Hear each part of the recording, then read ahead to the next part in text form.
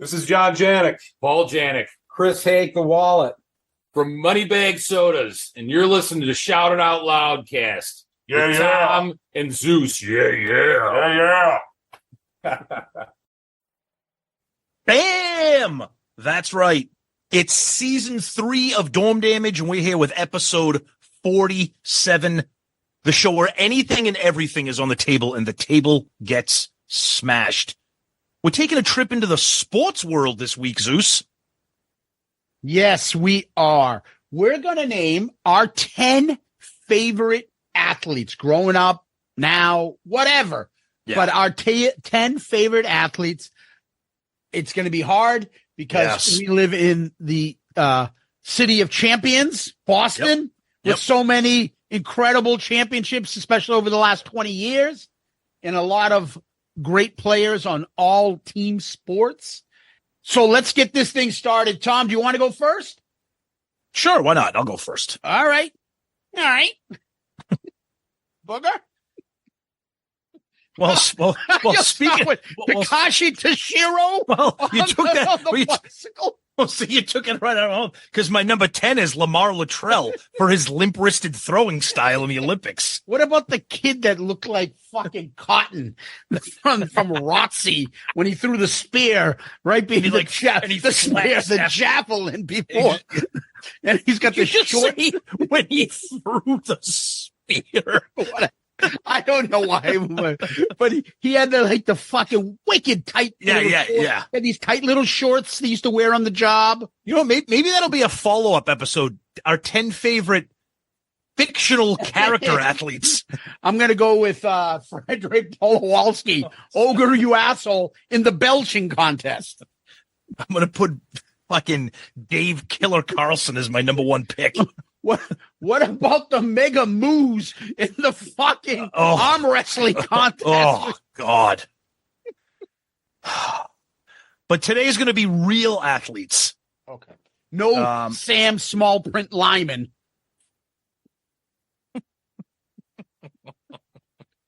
Oh, God. Andre Poodle Lucier, who's been living in semi-seclusion ever since the tragic Denny Pratt incident. The guy, the announcer, just shaking his head. He's just going like, yeah. Andre Poodle Lucier. Oh. Number 10, I'll go with Willie Mays Hayes. What about Tuttle, where he runs a donut shop? All right, stop. All right. This is what's gonna. This is what happens. All right. So my list is not all hometown athletes, and this is. We were talking before we hit record here. My list has been changing like all day, last few days since we picked this topic. So I'm just gonna go with my number 10, and it is the greatest pitcher I've ever seen in my entire life, bar none, and that is Pedro, number 10. Right. First of all, not only is the greatest pitcher I've ever seen in my life, but he's a friggin' punk. He's a chief punk. Who are you? Kareem Garcia, to challenge a proven player like me, Pedro Martinez. I love it. Yeah, half of my list is a bunch of punks. So I like that. You people out there listening, you have no idea what it was like. The insanity. Oh my God. Of Boston Red Sox baseball in 03-04. Oh my God. And Pedro pitching day was like an event. It was Boston. A holiday. Yeah. It was insane. He was putting in under 2 ERA during the steroid era. Yep. Do you remember when he had that all-star game in 99 at Fenway and he struck out fucking Murderous Row? Yeah, he struck out like the first 4 he struck out like the first. Yeah, that's what it was. 5 out of 6. Yeah. And like all major, it was the All-Star game. Gamers, steroid heads. One of his greatest games ever was a regular season game against the Yankees, where I think he struck out 17 or 18, and it was like, the guy was fucking insane. The Yankee dynasty, he struck out 17. Exactly. Yes. Yeah. He was just incredible. And he had such a mental killer attitude. That's why I picked him. And he just was ferocious. Yep. Oh God. There is nothing I love more than an athlete who is can get in your head, that can shit talk without being a total asshole, but backs it up with like Hall of Fame performances. Those are my favorite kind of athletes. And then he flung fucking Don Zimmer. Oh, geez, he did that fucking Olay with his head. Oh, my God. I saw that game live. Well, not live, but I was at the Cask and Flagon in Boston across from Fenway watching that. I gave you the tickets. We were there. I was at that game. No, we weren't at that. We weren't at that game. We were at the game. No, we were at the game where they lost 19-8. No, that's the playoff game. We were not at the Don Zimmer game. I was at the Don Zimmer game. Oh, you were. I thought you said you were there. Oh, no. Bill Miller, that was the whole fucking, wasn't that the whole A-Rod in Veritech? Yeah. Yes. And then Bill Miller hit the home run and won the game in like an extra innings or something. Yes. Yeah, I was there. Yeah. I was at the game. I had Sox season tickets back then. That's right. I was at that fucking game. It was insane. Fucking insane. That was you couldn't miss those events. You couldn't miss them. Yeah, I've talked enough about Pedro. He definitely was on my list. I'm taking him off my list. Now I can add somebody else thanks to you. There you go. Good. So I will take somebody else that I'm going to talk about that for me, when baseball was, just below hockey for me, and I fucking loved it. And I'm going to talk about a guy that every time I played an EA Sports team, I always had to put him on my team. Yep. I had all his rookie cards and I fucking loved him. He was my favorite player during these times. And he had a nickname called Will the Thrill. And that's Will Clark. Wow. Murph loved that guy too. I know he was a fan favorite for a lot of people. Oh my God. So he played from like 86, 87 to 2000, I think. Played for the Giants. The big thing was the Giants. Yep. And he was fucking incredible. He had a career 300 average, over 2,000 hits, but he was Gold Glove winner, Silver Slug winner, just fucking clutch. That was the big thing about him. Just clutch. And he had a swing like no other fucking player at that time. Loved him. And, I just, for me, Will Clark is just my favorite, probably non-Red Sox player of all time. Really? Wow. Okay. Interesting. Yeah. Nice. All right. My number 9 is one of my all-time favorite football players, the quarterback. Boom. He's on his back. In my opinion, one of the great quarterbacks to never have won a Super Bowl. No, it's not who you think it is. This guy was doing these kinds of things before it became the norm. Now it's the norm in college. Now you see it a lot more in the pros. And that's Randall Cunningham. When he played I loved that Eagles team. That 90s Eagles team was probably one of the greatest teams to never have won a Super Bowl. And then Randall goes to Minnesota. And he's quarterbacking with that team, lighting it up with Randy Moss and everything. I've always loved him. The guy was phenomenal, and he was so unlike anybody at that time. And, of course, he was QB Eagles in Super Techno Bowl. Yes. It was insane. I loved him. For me, I liked him. I always thought Michael Vick was like Randall Cunningham part 2. He was. But not as good. Yeah. Yep. Especially thrower. Vic was a better runner probably, but throwing wise, Randall had it. Randall had the combination of it all. Yep. Yeah. All right. My number 9. Well, number 9 for me, I'm going to go with a guy that is synonymous with winning. And I think he got a Presidential Freedom Award. That's how big he is. By Barack Obama. He is probably the only guy that I can think of besides Henri Richard from the Montreal Canadiens who has more rings than he can put on fingers.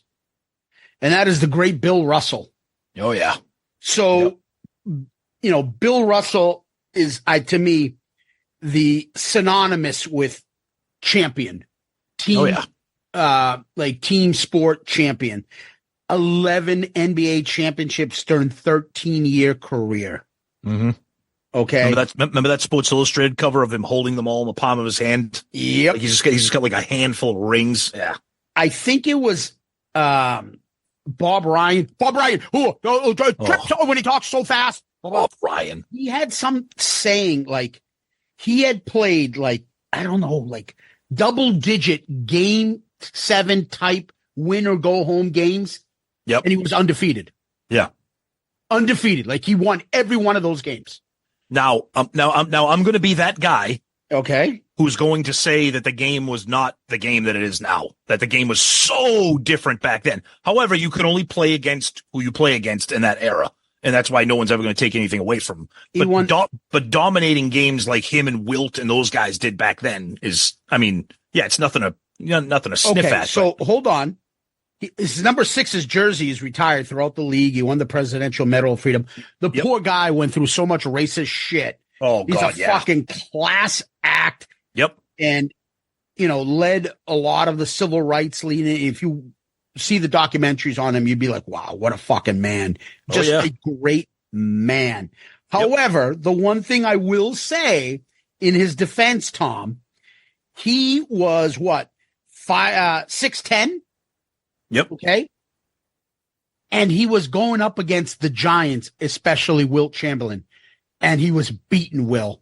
Mm-hmm. And Wilt had fucking size and everything, was the unstoppable offensive force. And he fucking shut him down. And he shut the other big centers down. He just took the fucking main guy out and could win those championships. Just an incredible person. And I find him to be such a person to be admired more than most on this list. But yeah, my second is Bill Russell. Okay. My next guy is a basketball player, not a Celtic, but for some reason I always love this guy. I didn't pick some of the obvious guys for my list. Like I'm not going to have Jordan on my list because everybody loves Jordan, but I love this guy. He had one of the coolest nicknames ever. He was part of those slam dunk competitions when it was must-see TV. And when the Celtics got him, I was like, I'm like, I can't believe the Celtics got him. And of course, when they got him, it was like getting somebody like at the tail end of their career. Yeah. But I'm going, my favorite basketball player, one of my favorite basketball players of all time, the human highlight reel, Dominique Wilkins. Yeah. Always fucking love this guy. I always think of that Larry Bird, Dominique Wilkins, the Hawks Celtics game where they were just like having a shootout. The guy was just so awesome. And he just played in an era that's just, like you said, when we were growing up, the slam dunk competition in the 3-point shooting, like you didn't miss that. You watched that and it was a big deal. Yeah. He suffers from the Jordan coming in right after him. Exactly. And if Jordan wasn't there, everybody be talking about Dominique and his dunking and all that other stuff. His scoring ability. He was a scorer, but everybody talks about his ability to dunk and like all of his finesse and everything. But I love watching that guy. I'll never forget when he came to the Celtics and I was like, oh, the Celtics suck right now. Oh man. So I'm going to go a little bit off the grid here. All right. And this is when the Olympics used to mean something. Mm-hmm. And I'm taking a guy that I don't know if you remember him. His name is Edwin Moses. Oh, yeah, of course. Absolutely. Guy was friggin' phenomenal. Him and the fucking hurdles. Oh, yeah. It was just synonymous that he just fucking never lost. Oh, yeah. So he won the gold in 76 and the 1984 one. I just remember all the hype. I know Carl Lewis got more hype than he did, but I just remembered him fucking dominating. That was insane. Yeah, he set a bunch of world records. And I remembered, back when you're a little kid and you're watching these things and everything is, it's so, there is no ESPN or anything like that. It was like, okay, this is the guy we expect. And when he had his race, you watched his race. You watched it. Yep. And phenomenal athlete. A fucking American Olympic hero. Mm-hmm. I'm a big fan. And Edwin Moses, number 8 for me. All right. Number 7 for me, one of my all-time favorite athletes, particularly when I was young and playing hockey. This guy just recently passed, and one of the best pure scorers the game has ever seen. part of one of the great dynasties of all time in the 80s. Love the guy, and that is Mike Bossy, number 7. Number 22, the New York Islanders. I think the Bruins almost grabbed him, but they picked Dwight Foster. Yeah, good move. Now, Bossy played at a time when you could get like Bruins tickets. Like the Bruins were obviously good in the 80s. Yeah. But those are the games where you could get tickets. They weren't expensive. And I remember talking to my dad and being like, Dad, Mike Boss, the New York Islanders are coming to the Garden. Can we go see? I didn't care about the Bruins. I wanted to see Mike Boss. Yeah, you want to see those guys. Yeah, exactly. And I just remember that. And yeah, he was incredible. So the game that I was at when the New York Islanders came to the Garden to play the Bruins was at the time the record for the fastest goal scored from the start of a game. Brian Trottier scored 5 seconds after the puck dropped. And I'll never forget me and my dad being like, what the fuck? Those are the fantastic ones. Go to a football game, the kickoff is fucking returned. You're like, well, he didn't sit down yet. What the fuck? But see, it's funny. Those are 2 record-setting games I went to with my dad. One was this, and another one was when I saw the Patriots play the Vikings with Drew Bledsoe, and Bledsoe set the record. Bledsoe set the record for most pass attempts in the game. He threw like 72 passes or something. Yeah, and I think 62 of them went to Ben Coates. Exactly. Yes. Yep. I'll read you something real quick. Yeah, go ahead. His rookie year, he had 53 goals when nobody was doing that shit. Nobody was doing that. 69 goals, 51, 68, 64, 60, 51, 58, 61. His last year in the NHL, because he had injuries, he only played 63 games, had 38 goals, and then he retired. Yep. If not for Wayne Gretzky, everything would be Mike Bossy. Yep. Nobody does these fucking kind of numbers that he was putting up. And he was just overshadowed in the era, but he won 4 fucking cups. That's right. And he was also known as just like everybody loved him. He was just like a nut, like goal scorer. Pure goal scorer. When he passed away, the accolades for him, like the tributes to him, the kind of guy that he was, not just the player that he was. Yeah, just love the guy. Pure sniper, shooter, scorer. Yeah, and he stepped up huge in like the playoffs and stuff. Yeah. 2 Canada Cups. He had 11 points, 9 points in 7 and 8 games, respectively. Like he fucking always stepped up. He wasn't just like, during the playoffs, he just fucking went silent. Loved Mike Bossy. Loved him. Nice. All right, Tom. So this would be my number 7. And that is somebody that you know well and loved as well. And I just think is my favorite of all time boxer. And that's Marvelous Marvin Hagler. Oh, yes. Yep. Fucking baddest motherfucker out there. I thought you were going to say Bald Bull or Piston Hurricane. Soda Popinski. Oh, you mean Tony Dungy? Yeah, exactly. Just the middleweight champion. He fucking dominated his era. Yep. Dominated. And the fact that he got robbed by that pussy Sugar Ray Leonard in that fight is like the biggest travesty of all time, because he fucking beat him and that pussy would just run away. Yep. Oh, fucking hated it. But his fight with Tommy Hearns is like the greatest fucking boxing match of all time. 2 warriors head to head fucking going at it like badass motherfuckers, and they were just incredible. That era of middle class fighters between Hearns, Hagler, Leonard, incredible, and fucking Roberto Duran. Yep, all these guys. Roberto Duran was oh my god, dude. Oh my god. Again, and I know our younger listeners are like 2 old men here, but that's again we keep saying that's when boxing, like that was appointment viewing with these guys, these fights. Yeah. So I fucking love Marvin Hagler, and he got fucking robbed, but his legacy is still the baddest fucking guy in the 80s. Okay. Love it. All right. My number 6, one of my all time favorite baseball players, another guy who can absolutely shit talk with the best of them. He has like a friggin' book of quotes because he loved referring to himself in the third person. of course, had to play for the Yankees, but I got a bunch of his rookie cards from the A's. The guy used to steal bases when that was the only thing that mattered, and that is the Ricky Henderson. And I loved watching this guy play. The guy was the ultimate friggin' leadoff hitter.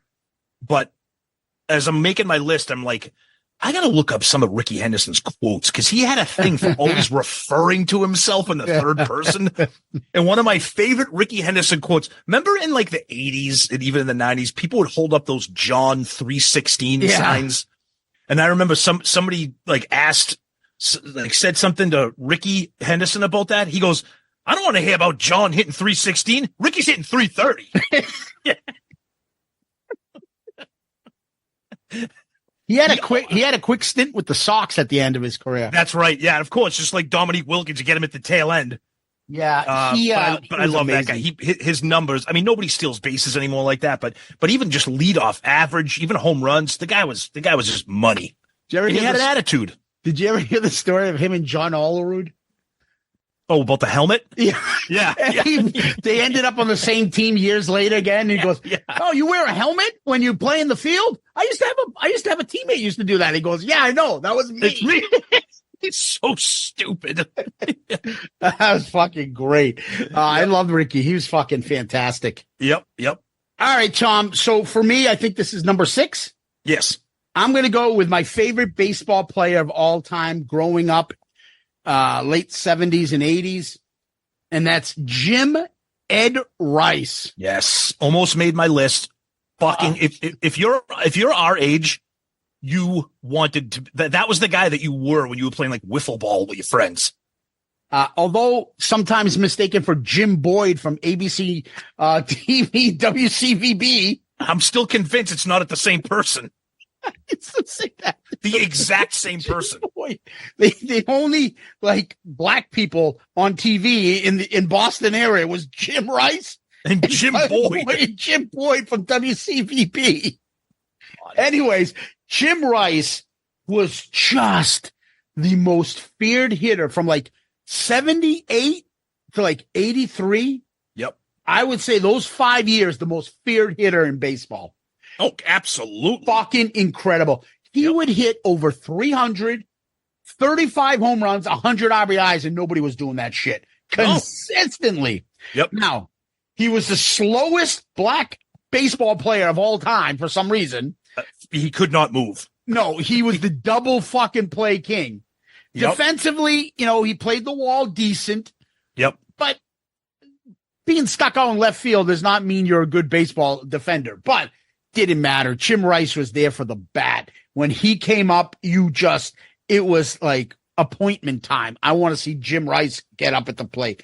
And he was putting up numbers that was like pre-steroid era. Like he was challenging like Triple Crown type numbers when guys really weren't doing that consistently. That 78 year. Oh, that year. When he had over 400 total bases. Yep. He was the MVP. Yep.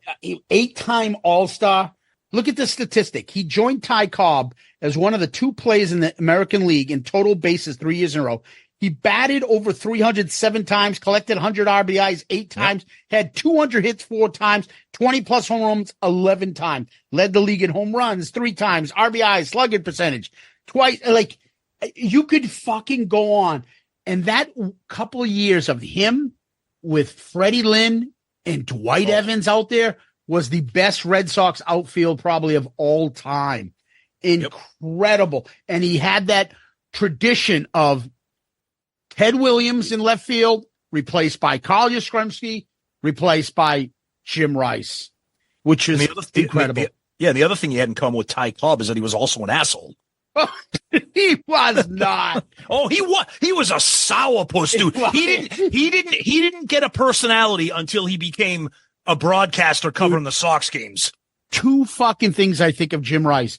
When he took that fucking line, somebody hit a line drive and hit the poor little kid. That's right. Because the kid wasn't going to get medical attention, he jumped in the stands and carried the kid to get medical attention. I remember that. The other one I heard is, didn't he fucking hit a ball and hit a blind lady once? The fuck is a blind lady at the baseball game? Well, she didn't see it coming, so. And I used to always remember when he became the hitting coach for the Red Sox. Yep. and Remy would be doing the games. And like they'd get all fired up, and like benches would start clearing. Like, oh, somebody's getting Jim upset. Somebody get him out of there. You don't want to mess with Jim. Like, yes, he was a mad motherfucker. Oh, he was awesome. So good. Love him. Love him. Yep. All right, and that's our first 5. We're going to take a quick break right here, and then we're going to finish our list.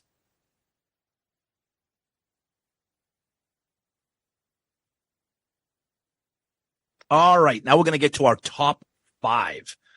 So this guy is regarded as one of the great athletes of all time because he was a dual sport athlete. I saw him in person when he played baseball for the Kansas City Royals at Fenway, and he's also regarded as probably the greatest video game athlete of all time. I'm going with, of course, Bo Jackson. Kids, young people out there, if you don't know who Bo Jackson was in the whole Bo Knows ad campaign with Nike, my God. And I'll tell you right now, I remember specifically where I was. I was in my bedroom watching the AFC playoff game between the Bengals and the Raiders when Bo Jackson had that hip injury, which ended his career. That guy, kids, go watch highlight films of him playing baseball, of him playing football. The guy could have been the friggin' greatest running back in the history of the NFL if he never got hurt. Do you remember how big Boz was and he just fucking ran him over? I was just going to say, go on YouTube and search Bo Jackson, Brian Bosworth. Oh, incredible. And then there goes that guy's career after that happened. Incredible. How about the ones? He's got stuff like where he fucking threw out, I think it was Harold Reynolds at home plate from way the fuck out there. And like Reynolds got thrown out. He looks back like, how the fuck did I get thrown out? Like, I was just going to say that. Google that. Watch Bo's. It's like a fucking slingshot. I don't know how the ball, and it doesn't even bounce. I think it's like a straight throw. I'm not even sure if I remember this correctly, but wasn't he like not sliding? Because he's like, what the fuck? Yeah, he thought it was gonna be like a stand-up score or something or whatever. Yeah. And then there's the other one where he runs up the wall and he does it where he gets all this speed and he runs up on the wall. Yep. Or the other one where he gets upset and he breaks the bat in his fucking hands. I think in retrospect, Bo might have been using some supplemental health products. Insane. Yeah, he was fucking awesome. Yep. Oh, yes. All right, Tom. We're getting down to the nitty gritty. Yep. All right. So for me, when I think of athletes, I love thinking of confident, cocky fucking guys. Me too. That can back it up. Me too. Is there a bigger fucking trash talker, back it up guy than Larry Bird? There you go. I knew it. Of course. Oh, there were times when Bird was playing in his greatness. They were saying he was the greatest player of all time. They were saying he was the greatest Celtic of all time, the greatest player. Yep. He could do everything. In his prime, he was hitting like 30 fucking points, 9 rebounds, like 5 or 6 assists, fucking 2 steals, a block. Diving for balls and just going crazy. Yep. Clutch. If you want to have fun, go on YouTube and go watch videos of Bird trash talk. All these NBA greats going, Larry's like, dude, what the fuck you doing, man? You put that white guy on me? I'm going to fucking embarrass you with that shit. Or like, they're going to give me the ball and I'm just going to go in the corner and hit it. Yep. And they would give him the ball. He'd go in the corner and he'd fucking hit it. Or videos of him like telling Casey Jones, just shut the fuck up and give me the ball. Shut up and just, exactly. Put the fucking grease board down. I'm just going to fucking shoot the ball. And if he's not like a caricature of himself, if that cheap fuck didn't fucking like do his driveway, whatever he did for his mother because he didn't want to pay for it, and injure his back, there was a couple championships there, especially if Lenny Bias never died. Oh, easily. But he injured his back because he was too cheap to do the fucking landscaping or some fucking driveway or something he did himself. And he fucked up his back. Yep. And legendary cheapskate. Ever hear Barkley talk about them during the Olympics? Fucking the Dream Team shits. Hilarious stories. But Larry Bird just made Celtics pride something real during the 80s. There was, he's another one like Pedro, Larry Bird game. Yep. You didn't miss it. The Lakers. Yep. Oh, just fucking awesome. Yep. All right. Number 4. you talked about marvelous Marvin Hagler. I'm talking about another boxer here, guy who's a psycho, fucking lunatic. People think of him now. They don't even think of his boxing. But when his career started, he's the one who looked like a bulldog. Fucking, I'm going with Tyson. I don't care. And that guy, every fight was a friggin' street fight. Kids, again, listen to Uncle Zeus and Uncle Tom. Go on YouTube and Google Mike Tyson highlights. He used to bludgeon people until Buster Douglas somehow miraculously beat him. Nobody knows how to do that. Oh, but I mean, I remember watching the Holyfield fight on pay-per-view and he ripped his ear off. He bit his ear. But even before that, he used to just kill people. And he was a short little dude, but he was fearless and he was loose in the head. Michael Spinks. I'll never forget the hype. I would root against Tyson. I didn't like him. Yeah. I didn't like him at all. And I was like, oh, Michael Spinks is going to get him. Michael Spinks, he's a Spinks brother. He's going to, in fucking 1 minute flat, he's like, I ain't getting up after that fucking hit. Yeah, they used to say his punches were like a sledgehammer. Like you couldn't recover from it. Yes. And I think Buster Douglas won because he was a big fat dude. Tyson had so many things going on. He didn't prepare for that fight. No. And this guy is just a 1 in a million. He fucking never know. Yep. All right, my number 4 is a guy that I watched before he became professional. And to do this in hockey is something that is off the charts because there's only a handful of phenomenal players and prospects that you remember when you hear about them before they hit pros. Mario Lemieux, Sidney Crosby, and this guy, probably called the next one, and that is Eric Lindros. Oh, yeah. Number 88 for the Flyers.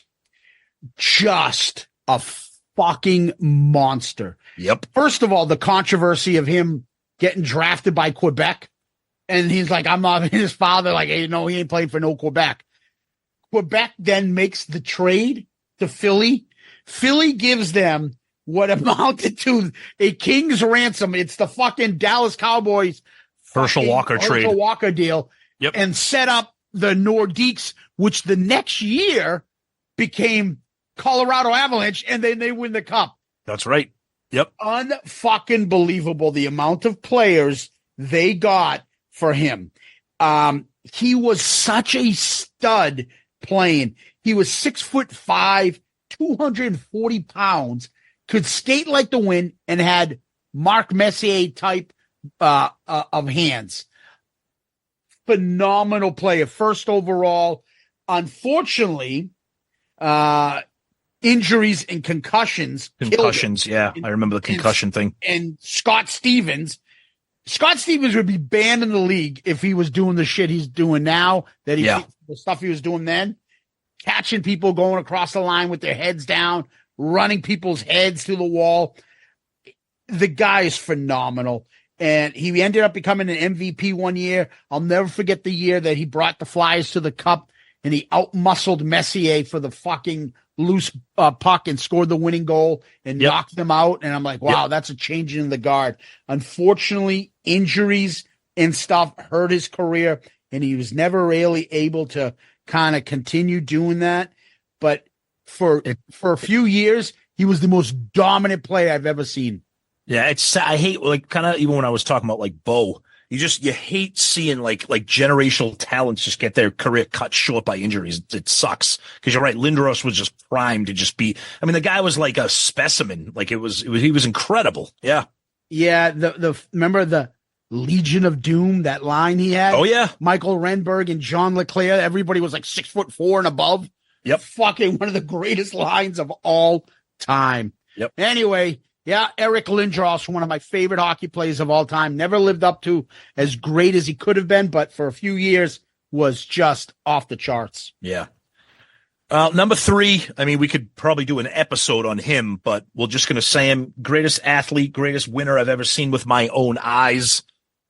Saw every game he ever played, every Super Bowl that he ever won, and of course, it's Brady. He's not number 1 or number 2 because my number 1 and 2 will never move. But Brady at number 3. I mean, what the hell else can you say? He's the greatest. Yeah, I'm with you on Tom. He would have been on my list. You took him, so I didn't take him. There's a few guys like that. If I took him, you didn't take him. We wanted to make sure our list had more people to talk about. Yep. So yeah, Tom Brady is just now everyone knows from college and all of my friends from high school stuff that I'm a big Michigan guy. So when he won it in Michigan, Brady was already on my radar, and then he got drafted by the Pats. But I still loved Bledsoe. Me too. So I loved Bledsoe. When he first took over that first year and they won the Super Bowl, I was still hoping they'd put Bledsoe in for the Super Bowl. Dude, I'm not going to lie. Bledsoe almost made this list we're talking about right here. I love that guy. Yeah, Bledsoe, unfortunately, is another guy, Mike Bossy during a Wayne Gretzky era. Exactly. For Pats fans, that is. Because we weren't having quarterbacks ever to be talked about when Bledsoe was at the Pats. And but Brady comes in, just winner. And he got better. He got better. Yeah. It's hard to talk about him because, I mean, his ability, his leadership, his talent, his skill, his refusal to lose. Like, he has every cliche, intangible on top of the physical ability. Team player. Yeah, and exactly. More than anything, a lot of you guys don't probably realize this about him. The reason why the Pats would always be fucking right there with him is because he never took top 3 quarterback, 4, top 5, maybe sometimes top 10 quarterback money. Nope. He would always renegotiate his contract so the Pats would have money left over to sign players. That's right. Always. He was never one of the highest until the end. It got a little contentious in him and Belichick about, all right, now you got to fucking pay me. Now you got to pay me, bitch. Yeah. And unfortunately, we knew what happened afterwards. But just a classic. Plus, he was banging Giselle for fucking years. And he was with Bridget Moynihan, who was hot. Yeah. She was cute. Yeah. He was just, it's Tom Brady. Yeah. So I always like to think that Boston could put, at one point, the best in their sport on Mount Rushmore. Oh, easily. Yeah. Bobby Orr, Tom Brady, Ted Williams. And then maybe you could say either Russell or Bird on Mount Rushmore. Yep. Yeah. And you'd have very few people arguing with that Mount Rushmore. Yeah. I mean, nowadays Russell would have a bigger thing than Bird, but regardless, that's how great he is. But there's nobody taking over the Mount Rushmore in football than Tom Brady. I'm sorry. No. Yeah. Nope. Not at all. All right, Tom, to talk to you about, again, Michigan. You know him. I've got his jersey from college still hanging up behind me. I knew it. My favorite basketball player. When I was younger, I wanted to go to Michigan. My mind was Michigan. Michigan sports are great. Desmond Howard, all this stuff. And then all of a sudden came the Fab Five. Yep. And this bald, fucking good-looking center who was the talk of the fucking, this guy's going to be a number 1 pick overall. And that was Chris Webber. Mm-hmm. He changed a lot of that position. That power forward that could score 24, 25 points, but also have 6 or 7 assists. Oh, yeah. And boards. Yep. And then could change his game to step outside and hit a 3. Yep. Nobody was doing that. He could handle the ball and bring it up like a fucking guard, which is why I always give fucking Jalen Rose shit for that. He never should have fucking had the ball to be carrying it up. Jalen Rose ran away and he took the ball, and that's why he called the fucking timeout. Oh, that fucking timeout. Ugh. He said people were telling him from the bench, timeout. So he fucking called it out. Yep. Regardless, they weren't going to win. They were down by 3. Everyone fucking, he lost it. They weren't going to win. He didn't lose it. Yeah, he didn't lose it. He fucking wouldn't be anywhere without him. But anyways, Chris Webber, and in addition to this, was my favorite player on NBA Live. If you put the ball in 94-95 to the guy down low with Chris Webber, NBA Live, fucking guaranteed. That's when fucking sports games were just at their best.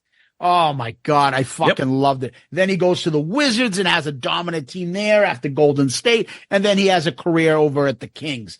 Fucking loved him. Yeah, and I knew he'd make your list. Yeah, Chris Webber is just my favorite basketball player. Mm-hmm. after Bird. Yeah. All right. My top two are easy. They were never going to move. Number two for me, I get into arguments with people about this all the time. Greatest football player I've ever seen. Well, besides Brady, because Brady was a quarterback, but I know people are in the Jerry Rice camp, and I get it. I get it. I'm not going to take anything away from him, but there was nobody who created more nightmares, who was more of a matchup disaster, who you had to game plan for. You had to structure your defensive arrangement and alignment and game plan around him. And that is Randy Moss. And when Randy Moss came to the Patriots and led them to that undefeated season, except of course in the friggin' Super Bowl, when he scored 23 touchdowns, like this fucking guy is just untouchable. And one of the greatest stat lines in the history of any game I've ever seen in my entire life is the Thanksgiving Day game from 1998 when the Vikings, and Randall Cunningham was the quarterback, the Vikings played the Cowboys on Thanksgiving. And Randy Moss had 3 catches for 163 yards. Every catch was a touchdown. The guy averaged 55 yards a catch, and everyone was a touchdown. I mean, the guy was absolutely off the rails. I know the Jerry Rice people out there, and there might even be people out there that say there's like someone else that I'm not mentioning. But for my money, the most entertaining skill player that I've ever seen was Randy Moss. And I love the guy. And I love that he had a career in broadcasting. You know, he didn't turn into a complete punk like some of these other, big time diva wide receivers. He was a punk when he played, but he backed it up. And I love the guy. Yeah, when he came to New England is when I really got to appreciate him. Oh yeah. Yep. Fantastic. Just incredible. Just gifted athlete. Yep. All right, Tom. My number 2 is a hockey player, and that is the incredible number 11, Mark Messier. Oh, he almost made my list. He was my favorite non-Bruins player of all time. Yep. I don't know where to begin about his accolades. 6'2" center / left wing. And, he was winning Conn Smythe with Gretzky on the team, meaning the playoff MVP with Gretzky. Yep. Gretzky leaves, he still wins a cup. Yep. With the Oilers after Gretzky leaves. He then goes on to be the only guy that can ever make the loser New York Rangers win a cup. And I actually love that team, the 94 New York Rangers. And of course, the NHL fucked it up. That was the greatest season. They had the game where they were down 3-2 to New Jersey. He guarantees the win. What does he go out and do? Score the 2 big goals and win the fucking game. Mm-hmm. They go on to play 7 games against Vancouver, and he wins the cup. Just incredible. He's the only player to ever captain 2 teams to a Stanley Cup win. Yep. He was the last player because he played 25 fucking years. He's like, I think 3rd all time in scoring. He was the last player to play professional in any sports from the 70s when he retired. Mm-hmm. He scored 50 goals a bunch of times. He is considered such a great leader that they created the Mark Messier Award in NHL for best leader and character. Yep. Which is awarded obviously in his name and honor. Incredible numbers, incredible career. I think in the end, he ended up with 6 Stanley Cups, couldn't fit them all in one hand in the modern day kind of era. He horrendous analysts right now on ESPN. Fucking just one of those guys like, maybe was great on the ice, but explaining the game, oh God. Not good. No. It's like Joe Montana when he was doing like fucking analysis, right? It's just brutally bland. Yeah, but Mark Messier, a fucking warrior, a leader, a tough guy, a scorer, a fucking checker, a defensive player, a offensive player, all around incredible player. Yep, I agree. He almost made my list. And this is going to be interesting because my number 1 is if I think I know who your number one is, I'm not sure. Yeah. But my number one was the teammate of your number two. Yeah, he's been my favorite athlete since I was old enough to know who he was. And I know that there's people like to say the greatest player of all time, but to me, it's Gretzky. I'll give you, or we could talk about that if you want to at some other time. But Wayne Gretzky is my all-time favorite athlete ever. The numbers, what he did is, you can't even do what he did in video games. I mean, my favorite stat of all time is that if Gretzky never scored a goal, he would still be the NHL all-time point leader. I know. That is such a ridiculous stat. And of course, I know the game was different. We all know the game was different. But I mean, the only guy to score over 200 points did it 4 times. Scored 100 points in 13 consecutive seasons. When he retired, he had 61 NHL records, 40 regular season records, 15 playoff records, 6 All-Star records. One season, he scored 47 playoff points in 18 playoff games. I mean, the numbers that he put up, I mean, he scored 92 goals one year. I mean, even as a kid, when he was like playing like youth hockey, there was like a season where he scored like 300 goals on his team. That's the puck. Yeah, exactly. I mean, and I will never forget the day he got traded to the LA Kings. I was devastated. He changed the sport. I was devastated. Now, thankfully, the Kings continued to do well, and and he made it to the Cup Finals with them and everything. But those Oilers teams, oh God! And like you said, Messier was right there. But all those guys, Paul Coffey, Yari Curry, Glenn Anderson, obviously, Grant Fuhr, just that entire team. That's when I couldn't get enough hockey. I loved it, and Gretzky's always been my guy. Yeah. This ought to be fun because my number one is the guy that's better than him. I knew you were going to say it, and I'm so glad. And that's Bobby Orr. I love it. The Boston Bruins defenseman. It just changed everything. There was hockey before Bobby Orr and hockey after Bobby Orr, more so than Gretzky. Gretzky was a forward. Gretzky also just jumped up Bobby Orr statistics, but nobody was doing what Bobby Orr was doing. Yep. Only defenseman to score 9 hat tricks. Only defenseman to win the fucking leading scorer. Only player ever to win the Norris, the Art Ross, the Hart Trophy, the Conn Smythe Trophy in one season. He won the Art Ross Trophy twice, actually. Yep. He first player to record 100 assists in a game. Highest single season plus minus rating. 124. Plus 124. You have any idea how ridiculous that is? Now hold on. Now you'll know this answer here. Correct me if I'm wrong. Was that back when they used to count power plays with plus minus? No. Okay. He's second overall with 597. Career. Never finished less than plus 30. Fourth in the league in career point per game. He's a defenseman, by the way. Yep. And just, I mean, I don't know where to talk about rookies of the years, NHL All-Star, how many fucking Norris trophies he won in a row. And the saddest thing is Brad Park, the great Ranger Bruins defenseman, was always runner up to him during that era. Always. Yeah. No one even talks about poor Brad Park. Yeah. He won the Hart Trophy 70, 71, and 72. That's insane. Yep. Considered one of the classiest professional athletes of all time. Always there with a smile, always signing autographs, always doing charity work. In addition to that, his goal in the 1970 Stanley Cup is the most famous goal, even though it was like a fucking 4-0 series win.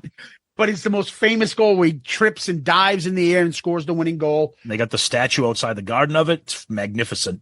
But just as Bo Jackson, just as Eric Lindros and a few others, bad injuries fucking limited him. Yep. And he barely played 9 years. And unfortunately, we didn't get to see him going. I mean, the career he could have had if he was healthy would have been insane. Insane. And he would have overlapped with Gretzky had he not been injured. Probably. Yeah, because he was like 30 when he retired. Yeah, that's true. And that's like 78, 79. That's Gretzky right. He came into the league, the WHA and stuff. Folded, that's right. In the late 70s. Yep. Yeah. And he came to Edmonton. So they would have actually had a few years against each other. Yeah. So that would have been fantastic. It's just watching the video, seeing the fucking historic goals he would score. Bobby Orr changed hockey forever. He changed the state of Massachusetts. Oh my God. Dude, Anybody will tell you about it. Hockey rinks would popping up everywhere. Everybody wanted to play hockey. The MDC rinks hockey rinks that were created in the New England area.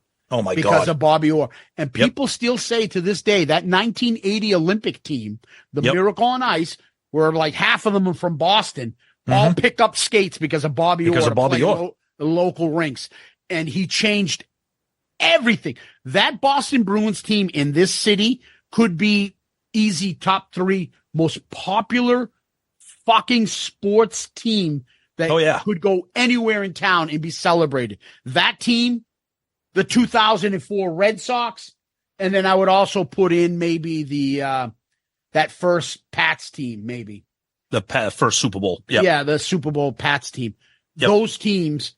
What about the 67 Impossible Dream? Oh, God. Fuck yourself. Yeah. Anyway, Bobby Orr for me. But you're right. If anybody's going to get into an argument with me about Gretzky, the only argument I will have would be Bobby Orr. Yeah, I mean those 3, those 2, I would throw in Mario Lemieux, and then probably maybe like a Gordie Howe would be the Mount Rushmore of hockey. Yes. Yep. You know, just incredible. Well, and maybe Harold Sneps. Yes. Harold Sneps. Yes. What a great fucking discussion. What a great list. Love it. Hope you guys enjoyed. Till next time. Peace out, Girl Scout.